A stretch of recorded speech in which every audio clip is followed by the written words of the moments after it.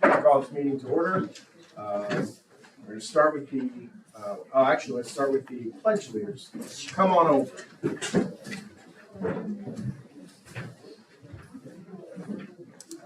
Why don't you guys line up right here? You can kind of face out that way. We'll do Corey. Who's Corey? Stand right here. Joshua, you want to be in the middle.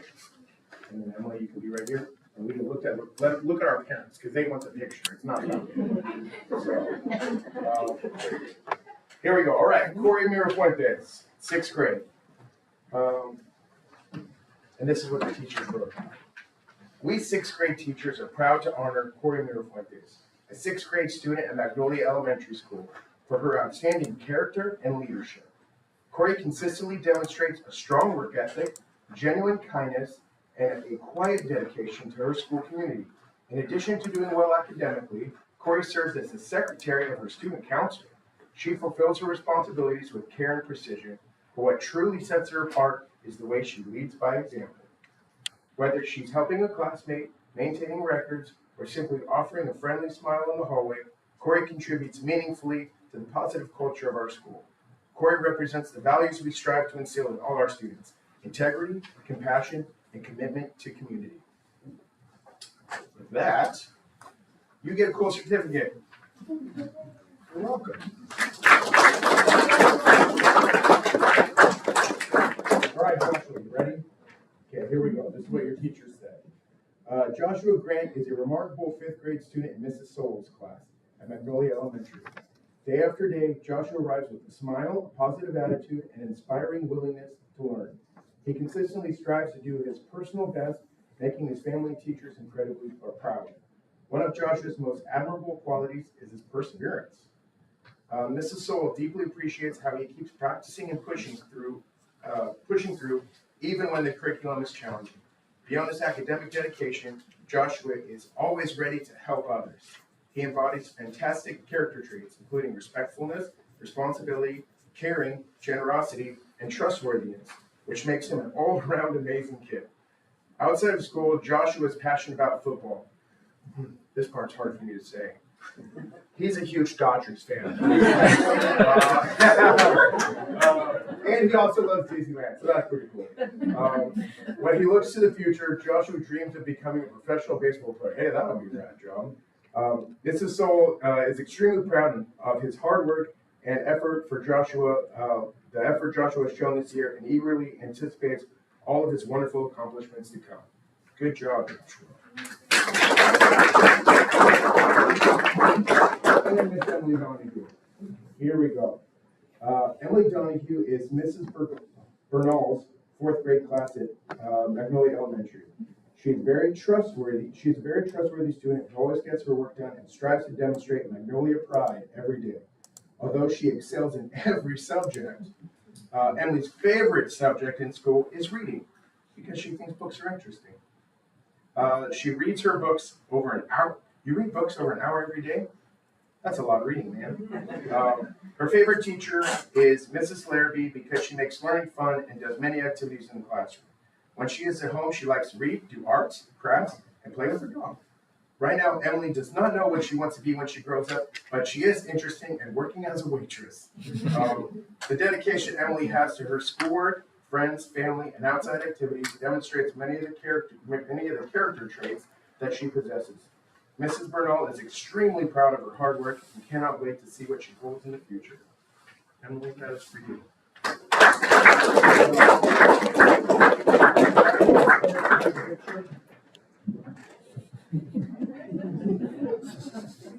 There we go.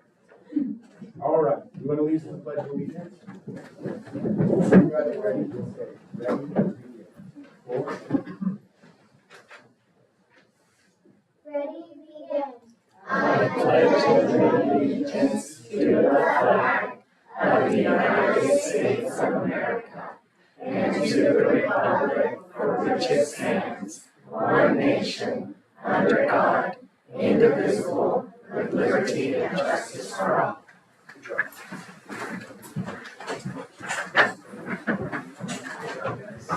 Can we get a round of applause for that?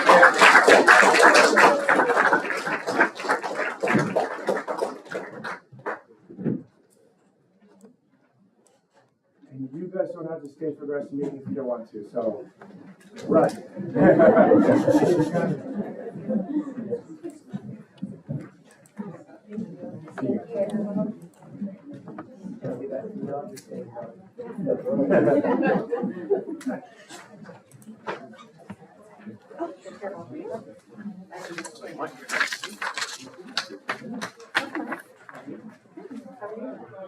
All right, item 4.0, report on action taken in closed session. For item 2.2.1, the liability claim 260003, no action was taken. On item 2.2.2, liability claim number 260005, the board unanimously voted to reject the claim. On personnel matters 2.3.1, no action was taken, and for item 2.3.2, the board heard from the superintendent and no action was taken. For item 5.0, approval of order of agenda items for this meeting. Can I get a motion? All motion? Second. All those in favor? Aye. 6.0, announcements. Do we have any announcements? Girls volleyball's in first place at the high school. Nice. I'll take that. ELL. That's a good one. All right, 7.0, organization reports. 7.1, representative for the Oakdale Teachers Association. Tonight will be Joe Gilbert. I just got to double check a date here, so I apologize for pulling up my phone. Not a lot to report. The high school and junior high just finished the first quarter this last Friday, and I believe the elementary levels are finishing the first trimester this coming Friday. Negotiations, the official first meeting between the union and the district began October 29th, and I'm going to double check, make sure I have that correct. Other than that, we just look forward to great negotiations process. I want to thank any members watching live, thank the members for their support, and hopefully we have a great turnout for participation in voting on contract negotiations. That's it. Excellent, thank you. Item 7.2, the representative for CSEA, there will be no report tonight, correct? I don't see you, so. 7.3, report from student board representative Samantha Oliveira. Hello. This past month, beginning of the month, leadership had its busiest week, which is homecoming. We had a successful rally, parade, and crowning ceremony, and football game, which we won, which was always good. And then we had Gold Out Day to spread awareness for childhood cancer, and Pink Out Day to spread awareness for breast cancer. Like Mr. Gilbert said, the first quarter is behind us as of Friday. Last Friday, the elementary schools had their annual jogathon to raise money for the schools, which is a major success. They will also have their parent-teacher conferences coming up in November. They will be ending their first trimester this week. The junior high and some elementary schools are participating in Socktober, where students can donate socks to support seniors, veterans, and others in need. And then the junior high will have their annual color run on the 24th of this month. I would also like to add that the boys water polo, girls golf, and football are all undefeated in league so far. So that's good. Sweet deal. Excellent, thank you. We'll move on to items 8.0, public comments. Public comments will be allowed. The board president will recognize any member of the audience wishing to speak on items not on the agenda, but directly related to school business. The president may allot time to those wishing to speak, but no action will be taken on matters presented. Individuals with public comments will be limited to a maximum of 3 minutes, with a total of 30 minutes designated for the portion of the agenda. Individuals with questions on school district issues may submit them in writing. The board will automatically refer requests to the superintendent. If appropriate, the president or a member of the board may direct that matter be referred to the superintendent's office for placement on a future agenda. Do we have any public comments? All right. Item 9.0, consent calendar. 9.1, removal of items from the consent calendar. Information concerning consent items has been forwarded to each board member prior to this meeting for study. Unless some board member or members of the audience has a question about a particular item and asks that it be withdrawn from the consent list, the items will be approved at this time by the board of trustees. The action taken in approving consent items is set forth in the explanation of the individual items. Does anybody have an item they wish to remove? I do. Which one? I'd like to remove item 9.4.7. All right. That was on my list too, so thank you, Bill. And also 9.6.1. 9.6.1, awesome. And I'm going to remove 9.6.6. So with those being removed, is that funny? Okay.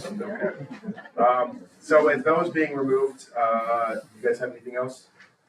No, sir. So can I get a motion to approve the consent calendar? On motion? Second. All those in favor? Aye. All right, so let's start off with 9.4.7. Board Member Duval. First, I'd like to thank all the principals and the members of the school site council that came up with these lists and all the work you did to put the list together.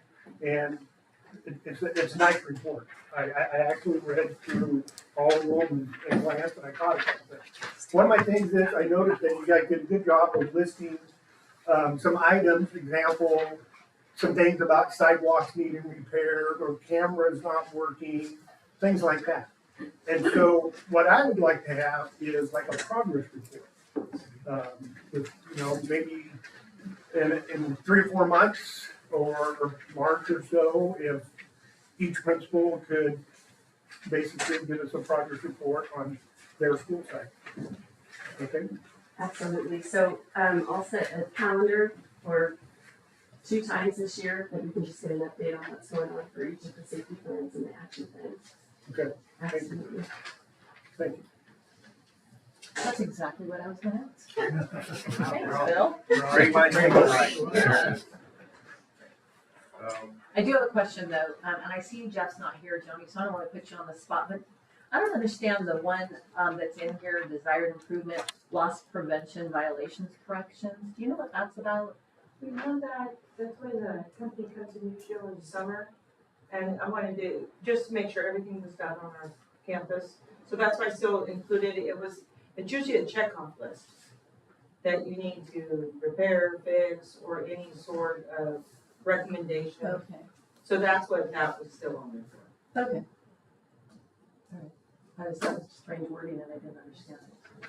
And that was the name, I think that's the official name, loss prevention, if I'm right, Alright. that's Kendra. Thank you. You're welcome. Include that in your end of year Yes. progress report. 9.6.1.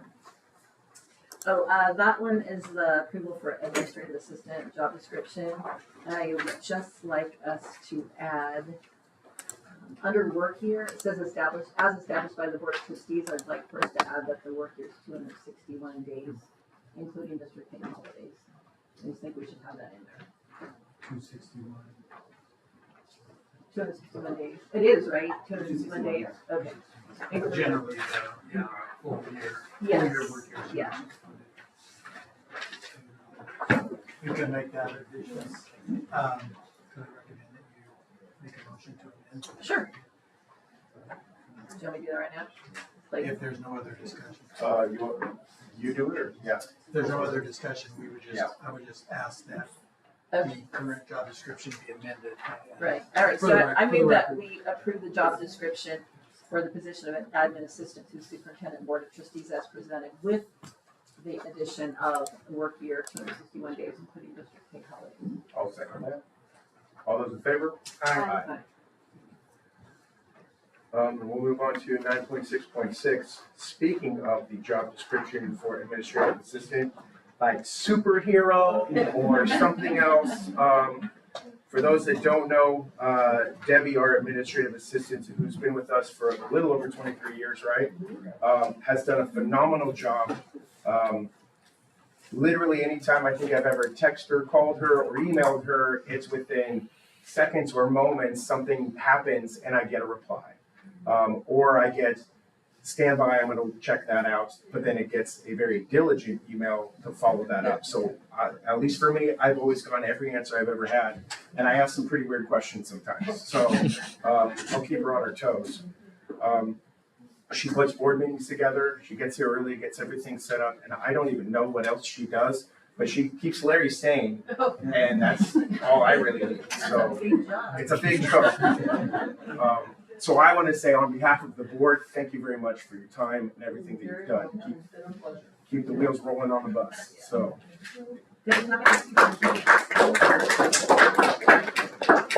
Wendell, Fred, Mark, Dave, and Lynn.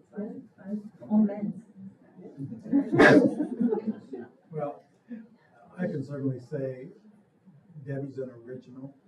She's the institutional knowledge that, and I'm not gonna tell the drawer story, but but there's nothing in the world that Debbie cannot pull out of this file cabinet she has in her office. I have yet to have one time where she hasn't been able, she's an original, she is incredible, Debbie.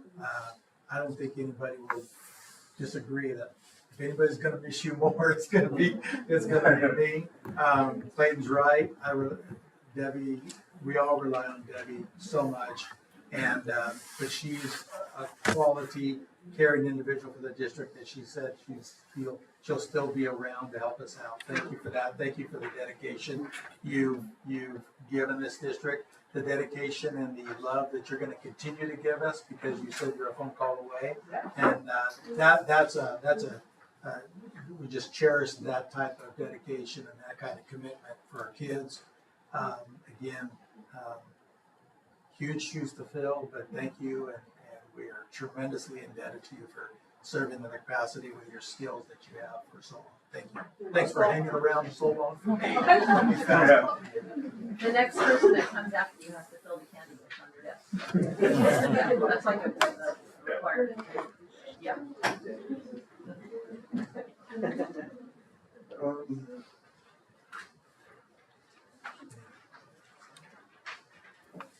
So to pass those three consent calendar items, can I get a motion? All motion? Second? Second. All those in favor? Aye. All right, let's move to 10.0, disposition of items removed from the consent calendar.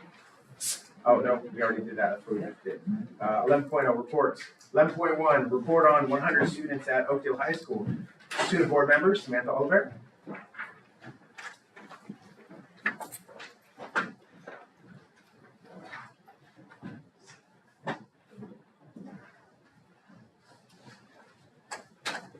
Everyone knows that Oakdale High School is the best school around. I say this with no bias whatsoever. I think we can all agree we have the best school, we have the best administrators, best teachers, best students. And as evidence of the best students, I have one example, which is our sports. We always have a great football team, great wrestling. I don't know if you've seen the cheerleaders halftime performance, but they always totally dominate the other school. Best baseball, best softball, best soccer, golf, the list goes on. And I would like to add a thank you for Jeff Kettering. I took some of these pictures from his website, so thank you, Mr. Kettering. We also have a great FFA program. They always do great at state. They're very dominant in the area, always do great everything that they do. This is also true of the CTE programs. I believe there's 11 or 12 pathways, and these also do very well at Oakdale High School. You might be sensing a little bit of a pattern. The marching band and the choir are also amazing. They do great at all their competitions. They're amazing.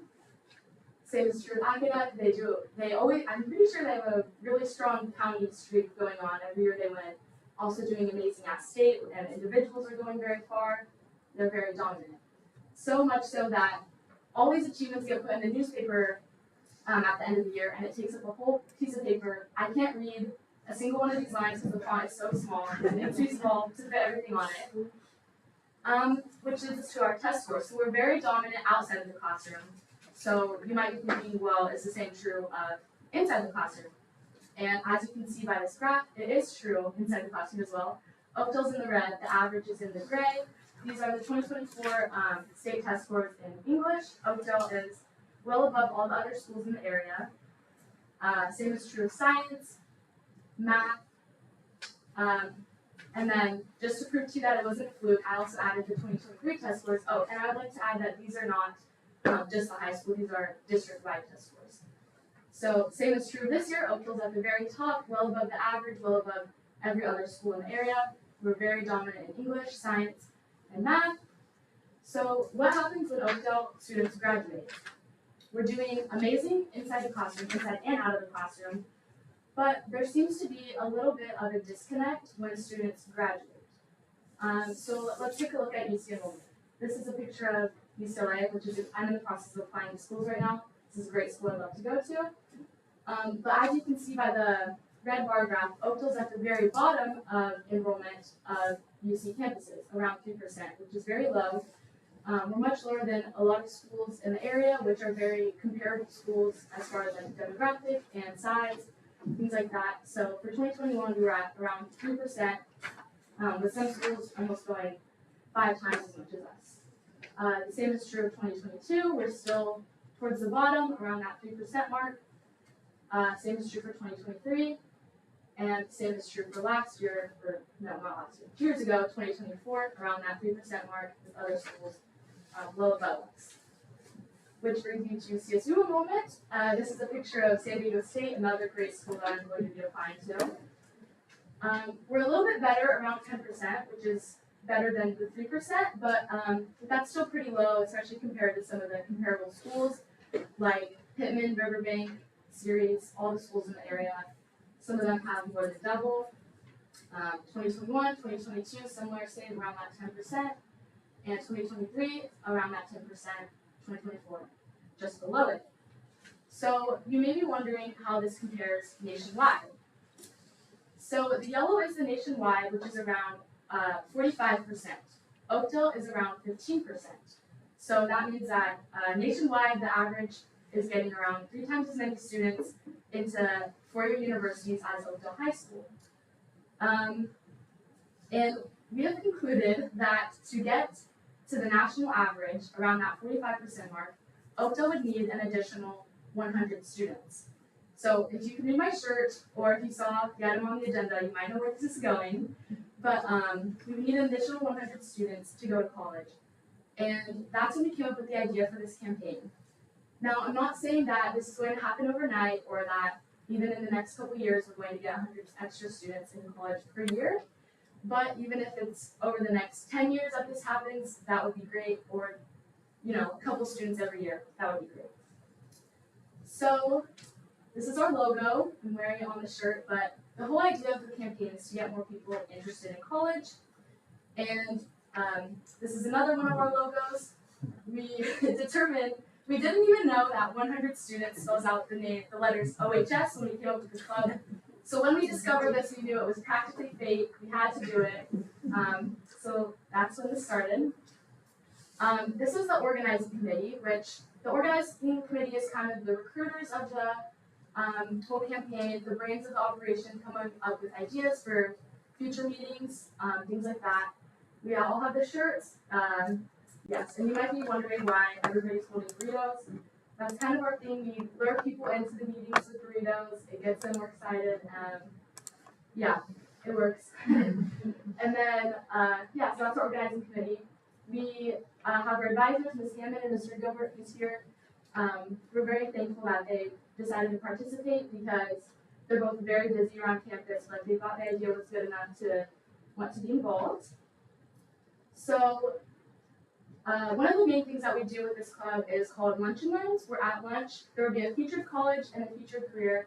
Someone, so far we've had people that graduated from Oakdale High School come and talk about what they did in college, even how they were in high school, what led them to their career, things like that that get students thinking about college and like what college things could lead to future careers.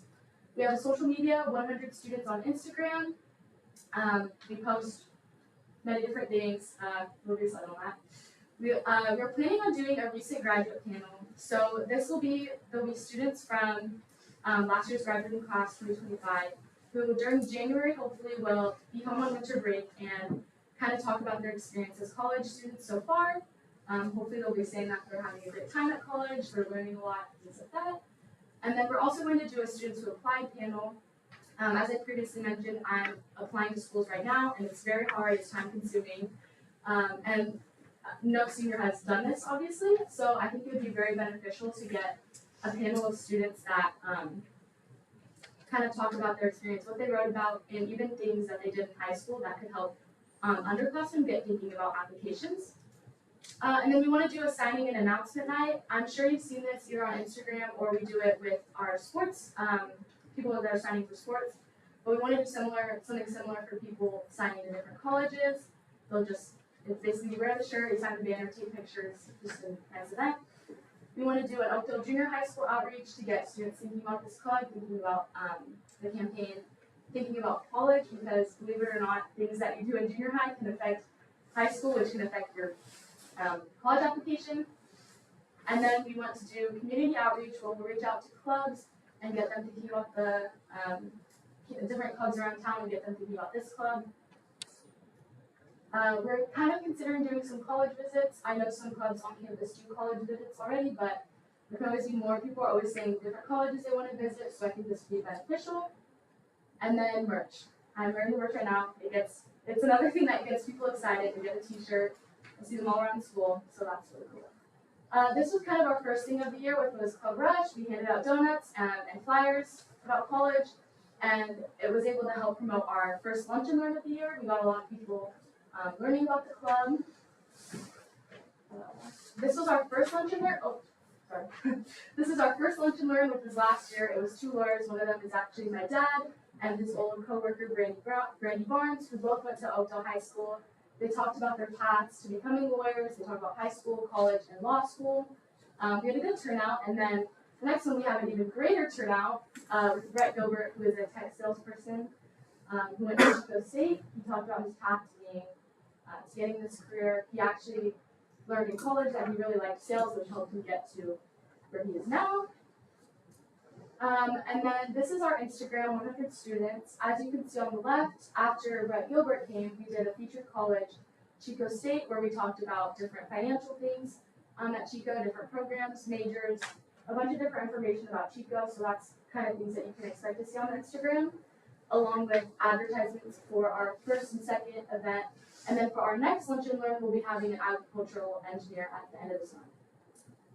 So why go to college?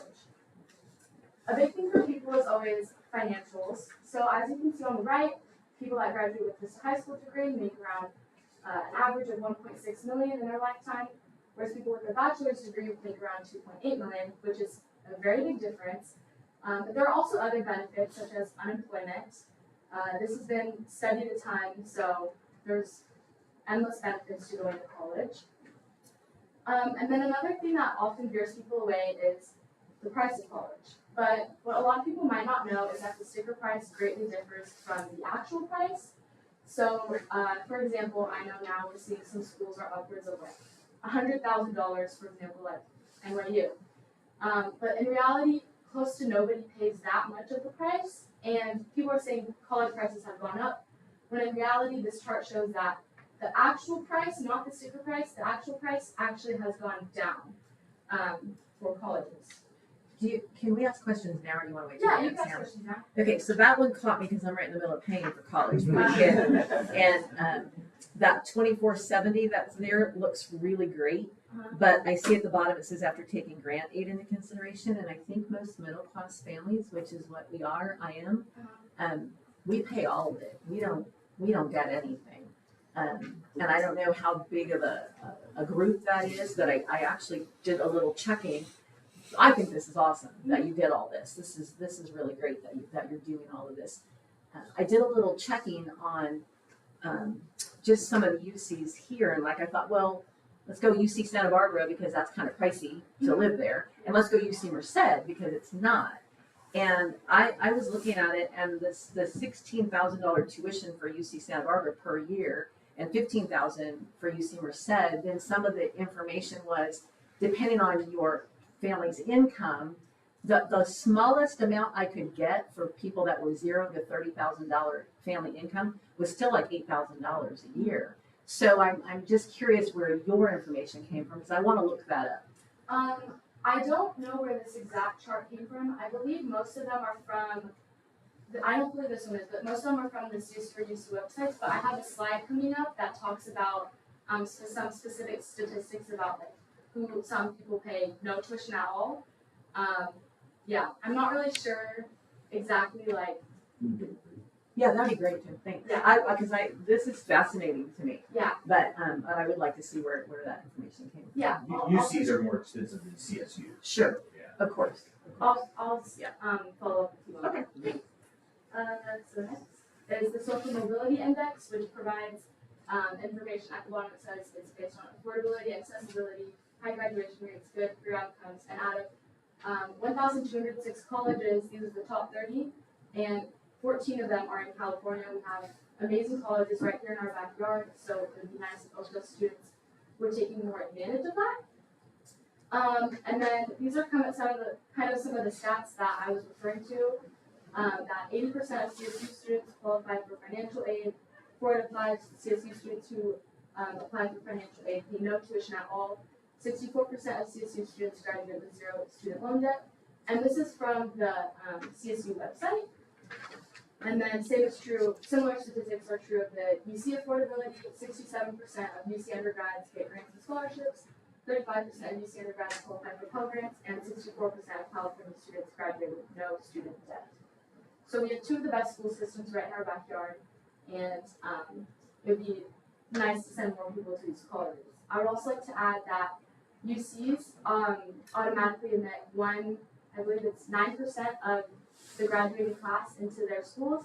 We have about 3% going to UCs. So it would be great to get that number up because we have a lot of people that have the ability to go. And then one thing a lot of people always ask about is junior college. And junior college is a great route for many people. It's great for saving a lot of money, staying close to home. Yeah, it's a great path. Both of my parents went to junior college and it worked out great for them. But as you can see based on this chart, it never exceeds 10% where students go on to 4-year colleges, meaning they're going to junior college and not going on to 4-year college, which is much lower than expected, but yeah. So that's basically the club. The main idea is to get college more on the forefront of people's minds, get people thinking about it. For some people, it might just take a little push that gets them thinking about college. One mention can even make a difference. So I look forward to hearing your feedback, and we might potentially need some help in the future, but we're doing pretty good on this right now. So thank you. Oh, I have a question. Or comments?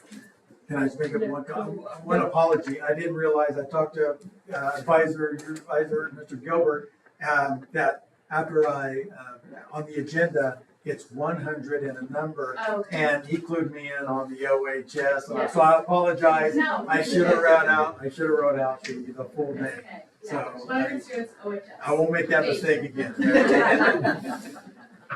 Just a couple comments. So I know there's always talk about going to college versus going into the workforce or going to technical school or whatever. I think it's just really important for us as a school board and a school district to remember that there's different paths for all kids. Yeah. And so the drive to get more kids interested in college that maybe haven't thought of it, I think is wonderful, but I don't want us to think that we're pushing aside any of the other things that we have for kids who aren't going to. Yeah. The other part of that too is that the MJC thing, I mean, I went to MJC, I know we've talked about this, I mean, it was a great way to get 2 years out of the way that was really cheap. Yeah. A lot of kids that go to junior colleges are going, and when they graduate, they're done because what they wanted to do is finished. Mhm. So it's not necessarily always a jumping off point to a four-year college. Yeah. And my last thing is, college, if you come out of college and you have a viable skill and a viable path to employment, that's what we really need to be thinking about, because some kids go to college and they get in debt and they come out with degrees that don't do anything for them in the workforce. And I think that's another thing that we really need to be focused on, and I believe that we do that. I think that's one of the things that is impressed upon the students. So Yeah. I just think it's wonderful that you're taking this on, and I love your logo. Yeah, it's Great work. terrific. Yeah. I totally agree with everything you say, and I think Oakdale kind of has more of an emphasis on like going into the workforce, because some of our admission rates are really low. So I think that's something we're doing really good at, and it'd be nice to also get on the same level with college as well. Yeah, I think it's interesting that the stat you have for the UC campus graduates, the two lowest schools are Oakdale and Houston, and I consider Oakdale and Houston to be the best high schools in the county. Yeah. We're better than they are, but they're doing well too. So I just think that's interesting that that's the same case for them. Yeah, it's interesting. They're lower than we are. Yeah. There, no. So we don't like to be lower. So we appreciate the effort. I got one comment. As a parent of a freshman this year, for us, especially if you don't know where to even start, right? When your daughter's the oldest or your child's the oldest, who do you go talk to? Where do you learn how to do this stuff, right? Luckily, both of my nieces are currently going to Virginia Tech right now, but they're on the East Coast. So I kind of asked my sister some questions with her, but I thought, how amazing is this for you to come in and the kids can go in, they can go to school, they can ask you guys the questions. Professionals are coming in, they can ask them the questions, then they come home and I'm going to be like, I don't know, I didn't go to college, but we're going to figure it out, right? So it's a great resource, especially for parents like me, where I was a little disappointed not seeing my daughter up in the stands in one of those pictures. I was looking, so I'm going to make sure she's in the next meeting. We'll have to change that. Yeah, exactly. But thank you for putting this forward, because how cool is that, right? It's just a lot of unknown. I know I want you to go to college, but I don't know how to get you there. Yeah, and Cool resource. my parents experience kind of the same thing with me. Like they say, the oldest is like the guinea pig. Mhm. So there's some things that I do that my sisters aren't going to do. So yeah, it'd be nice to have. It's nice to have a resource that will be able to help with that. And it'll be fun to kind of track your club as we go and really see what kind of impact it has. Yeah. And when it hits the 100 students, you get a phone call. Well, thank you. Cool. Thank you for doing this. Thank you, Samantha.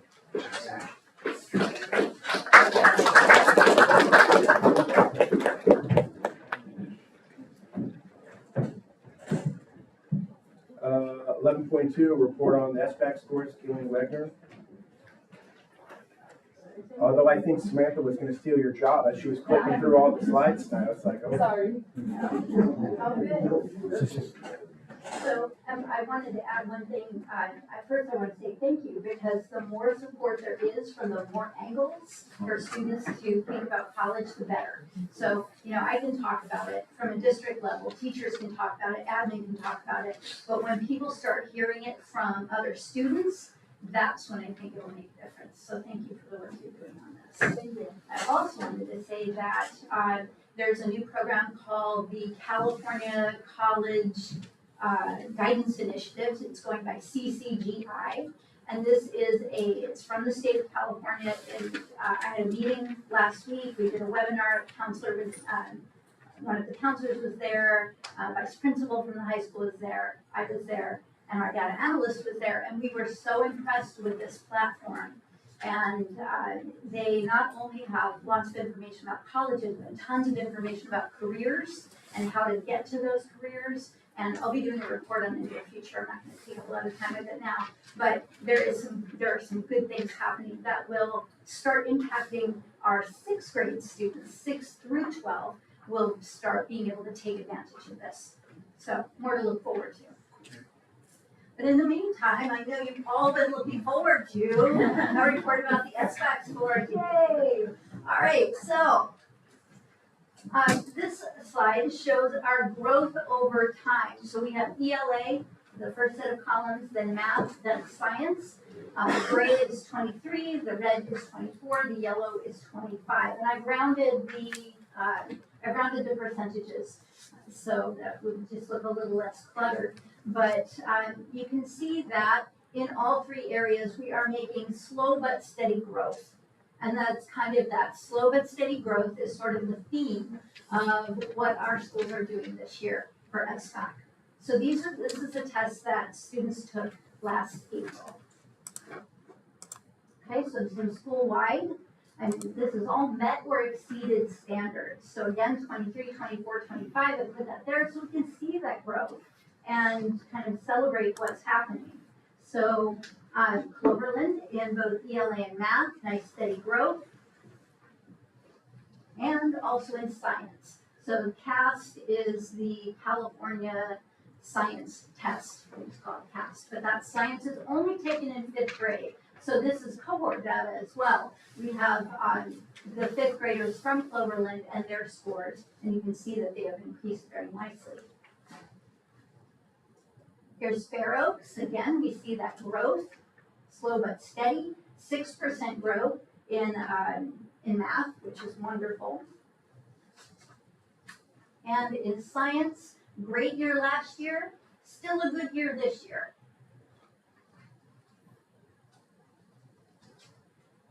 Magnolia, holding steady in ELA, increasing nicely in math with 5% growth. And nice growth in science as well. At Sierra View, they're meeting or exceeding standards. You can see they are in the 50 range here, which is really wonderful. So we have slow but steady growth, holding steady in math, and nice growth again in science.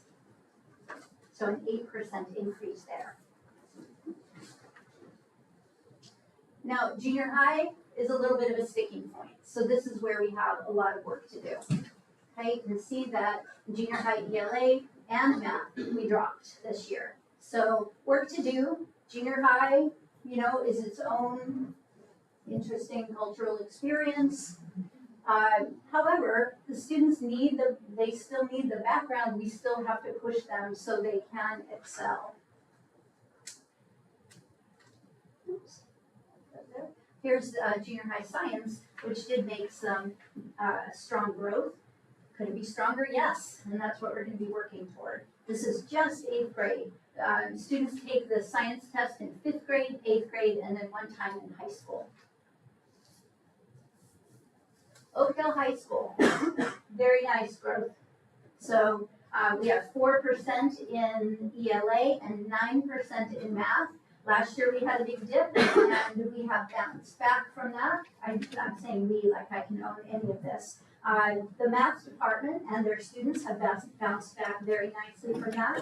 So I think we can be really pleased.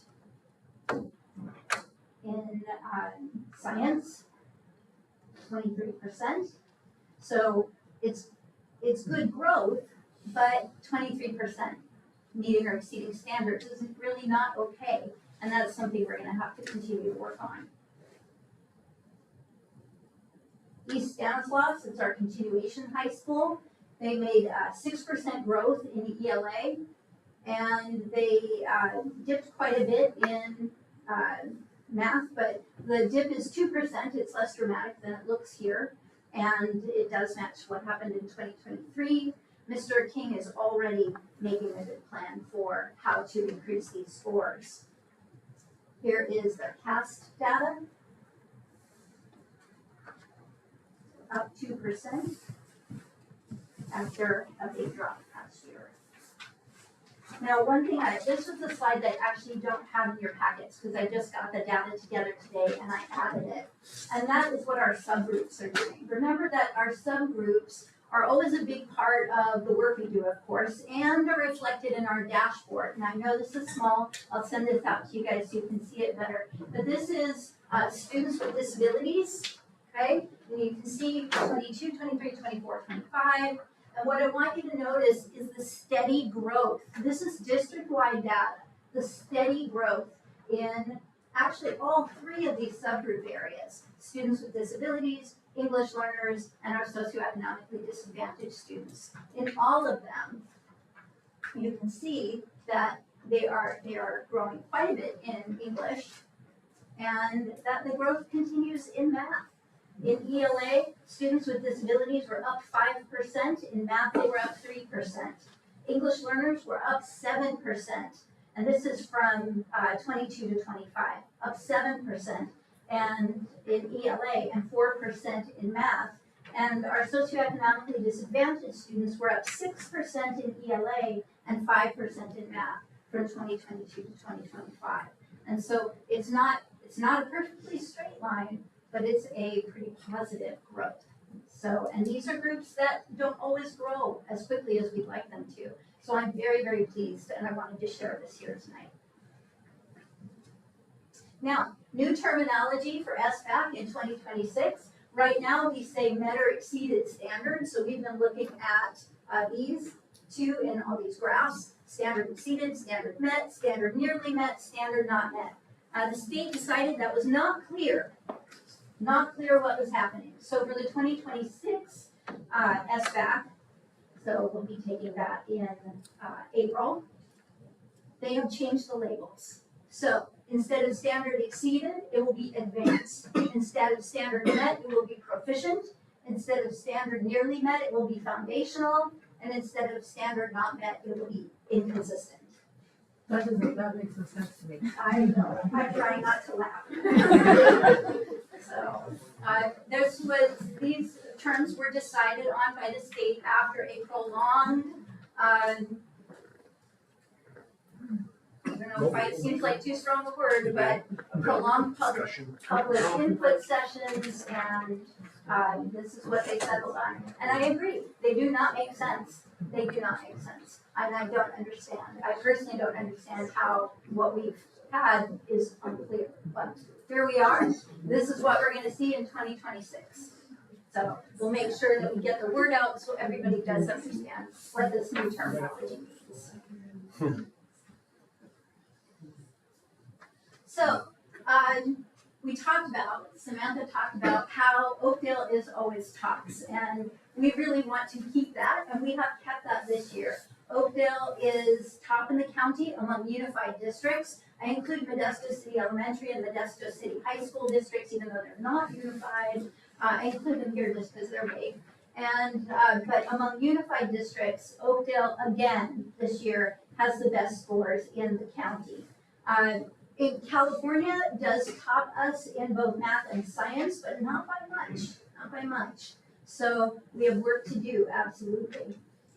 We talked about Houston a little bit, and we want to keep an eye on them because they're moving up pretty quickly too. So Our math's a lot better. yes, I mean, our science is a lot better. our science is a lot better, but we have to keep an eye on English and math and make sure that we are continuing to hold that Oakdale banner high. We want to meet and exceed California's scores. We want to increase the gap between OJUSD and any other district, especially Houston. But most of all, we want our students to continue to learn and grow and excel. So we cannot, it is not enough for any of us to rely on any time-worn practices, on saying, well, we've always done it that way, on saying this worked pre-pandemic, so it should work now. Our students are not the same as they were pre-pandemic. It's a new world. And so we as educators also need to change our practices to match what our students need. And this is our task for this year. Past scores are available to all on this website. So I went public last week, so you can get in there, you can play around on it, you cannot break it. So, does anybody have any questions? No. Thank you. All right.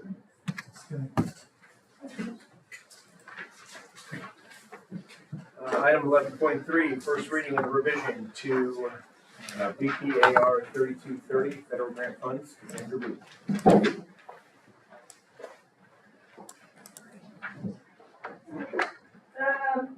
Federal grants, we receive money from the federal government, and these grants have terms that we need to make sure we are implementing as per the Office of Management and Budget.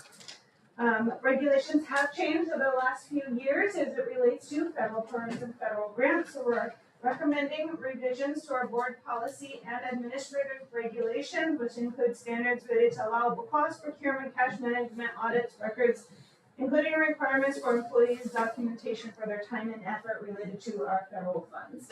Recommend the board take a look at the recommended changes to our board policy as it relates to our federal grants. It'll be coming back next month for board approval. Perfect. 11.4, well, nobody had any questions. 11.4, first reading revision to board bylaw 9270, conflict of interest. Because we are changing or recommending changes, our board policy and administrative regulation as it relates to our federal grant funds, we also need to update our conflict of interest, making sure that there are no conflicts of interest as it relates to our federal programs. There's also some other changes that are needed for this board bylaw 9270. So I'm recommending the board review the recommended changes that have been highlighted, either red for removal and blue for add, and it'll be coming back to the board for approval at our next board meeting. Questions on that? Good. All right,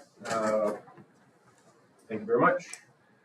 We're gonna go out on 12.0, 12.1. Approval to enter into agreement with Architects Plus Incorporated for architecture and engineering service for bond projects. Mr. Mendoza. Thank you, President Skipper. Board approved architectural and engineering firms to provide services for our Measure G bond construction projects. A number of these projects are underway and are currently in the planning stages. However, due to many factors, the district needs to expand its pool of architect firms in order to continue to meet the ambitious schedule set for the list of projects approved for the Series A.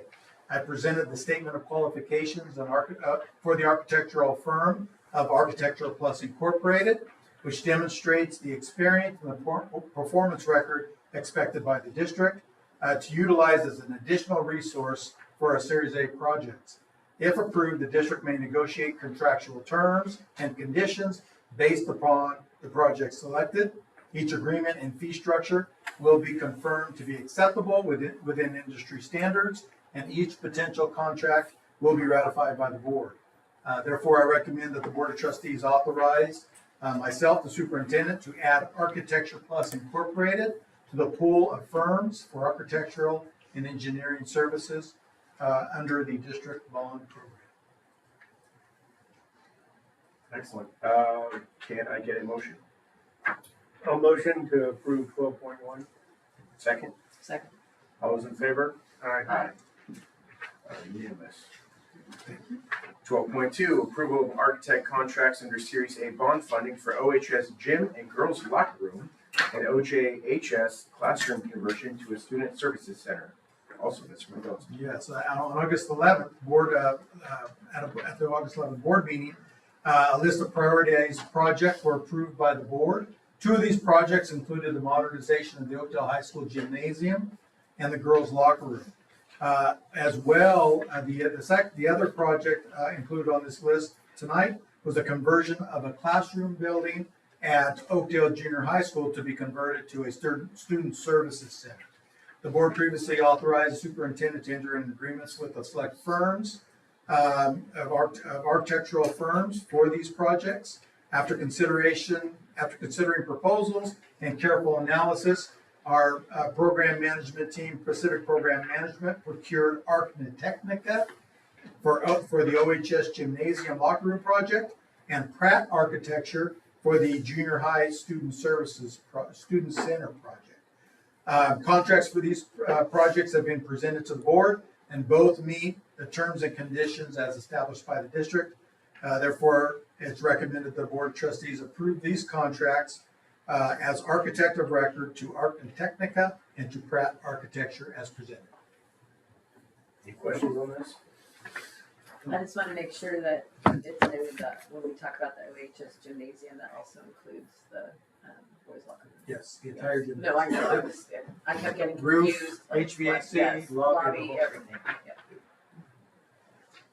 But it finally brings that upgrade to the girls' locker room, Yes. which is So much excited needed. about that, yeah, air Safer, conditioning. safer bleachers And plays into what we're going to talk about here in a little bit. Title IX stuff. So can I get a motion to approve 12.2?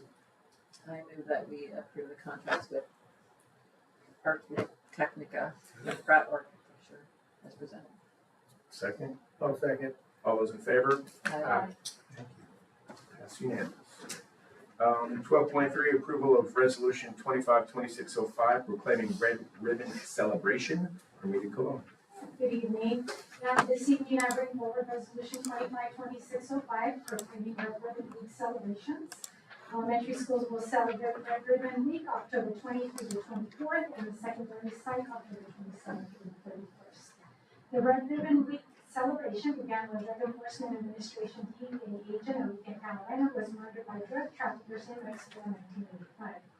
red ribbon wristbands worn during October as a way of Californians to support the pursuit of a community free from the use and trafficking of illicit drugs. It is recommended that the Board of Trustees approve Resolution 252605, proclaiming Red Ribbon Week October 20th through October 31st in the Oakland Unified School District. And I'm requesting the reading of the resolution. Excellent. Any questions? So can I get a motion?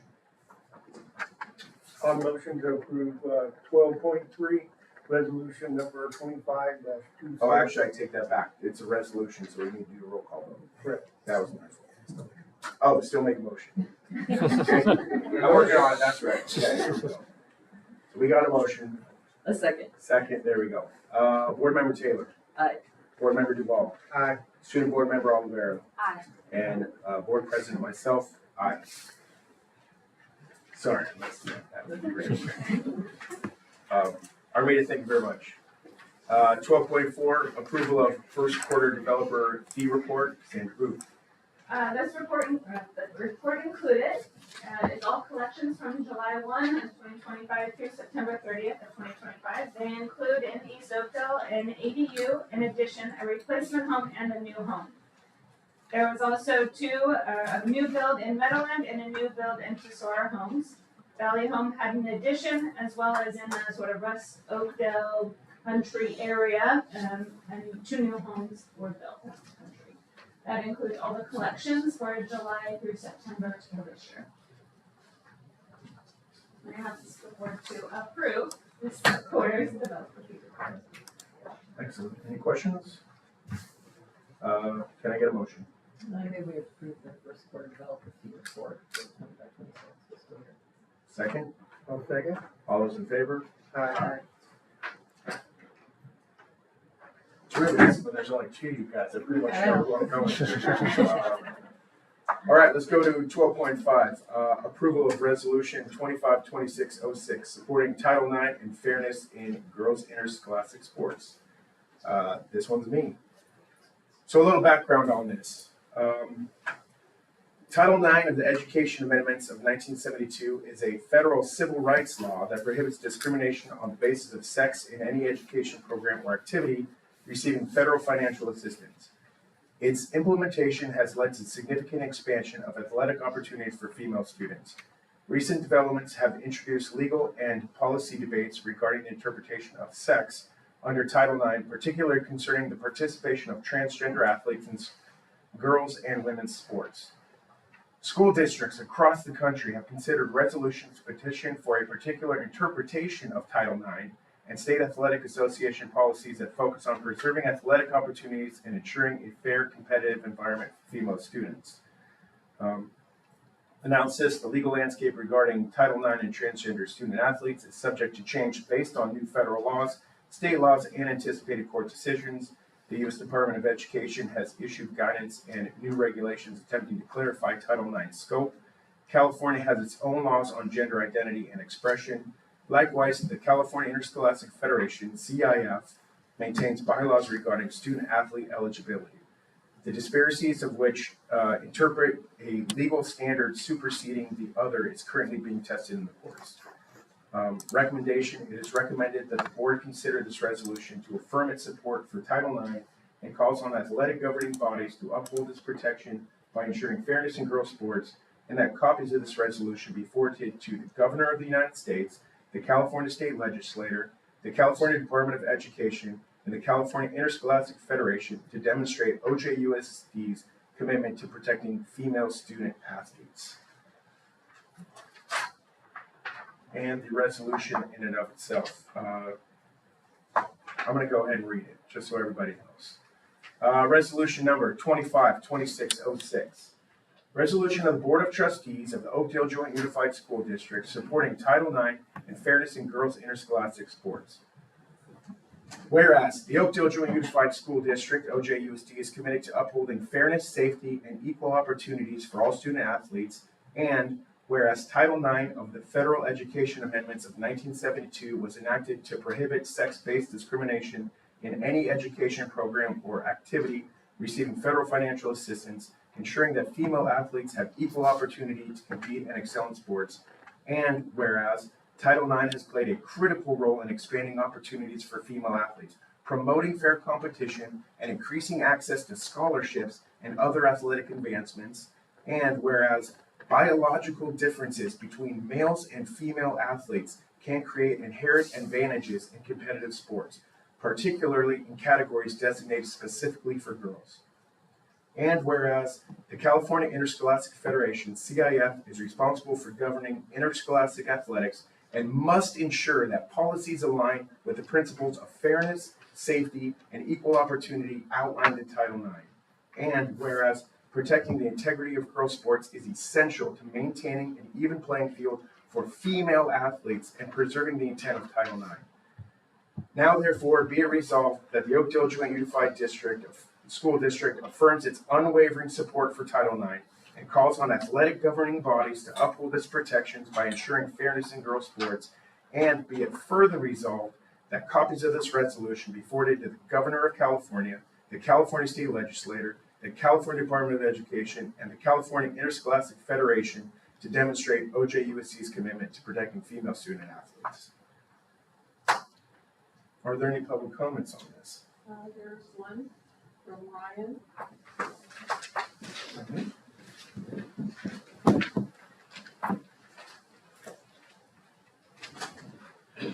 Hi, I'm Ryan Taylor. I played water polo back when I was still in high school, so did my sister. And I can tell you right now that I was an okay water polo player at best. My sister was actually pretty good at the sport. But if you put me on the girls' team, I would be one of the best players.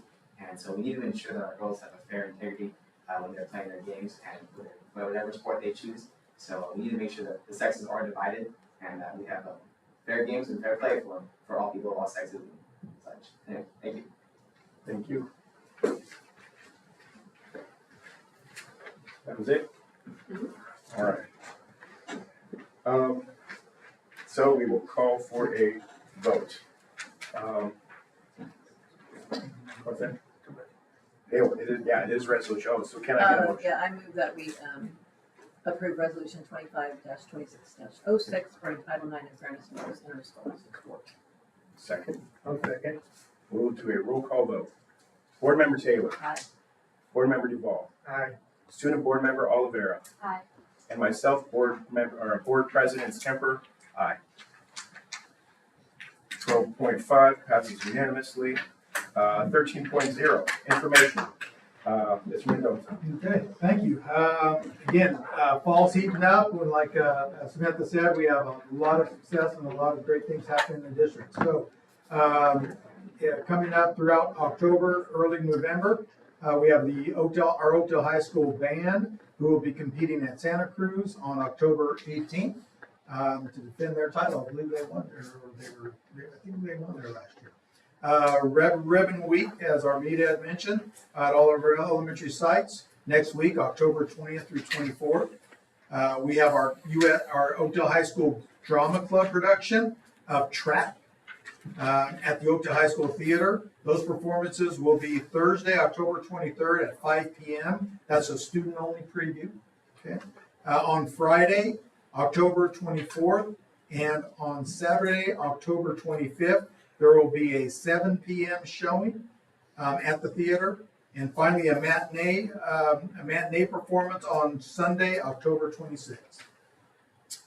Red Ribbon Week at Oakdale High School and Oakdale Junior High will occur the week of October 27th through the 31st. We have a minimum day, a K-12 staff development minimum day on Friday, October 31st. Get the kids home early for Halloween. We also have another minimum day, a K-6 minimum day at all of our elementary sites the entire week of November 3rd through 7th, and that'll be for parent-teacher conferences. Central California Band Review, which is another band competition that our high school will be competing at, will be at Golden Valley High School in Merced. That will take place on November 8th.